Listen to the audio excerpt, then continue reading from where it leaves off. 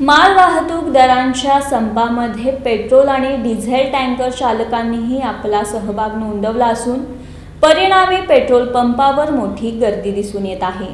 केंद्र सरकारने आणलेल्या नवीन मोटर वाहन कायद्याला मोठ्या प्रमाणात विरोध होताना पाहावयास मिळत आहे। माल वाहतूक करणाऱ्या चालकांनी 3 दिवसाचा संप पुकारला आहे।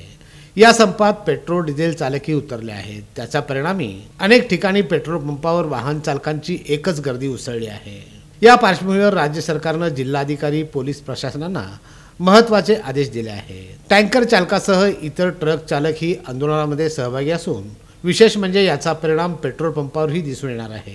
जोपर्यंत पेट्रोल पंपावर साठा आहे तोपर्यंत पेट्रोल डिझेल वितरित होईल, मात्र सध्या पंपावर डिझेल पेट्रोल पोहोचणारे टँकर बंद आहेत। माल वाहतूक करणाऱ्या ट्रक चालकांनी पुकारलेल्या देशव्यापी संपामुळे पेट्रोल आणि डिझेल टँकर येणार नाहीत अशी चर्चा सुरू झाल्यामुळे अनेक नागरिकांनी पेट्रोल पंपावर गर्दी केली होती। काही ठिकाणी वाहन चालकांमध्ये वाद उफाळून आला। वाद वाढल्याने पेट्रोल पंप बंद करण्याची नामुष्की ओढावली।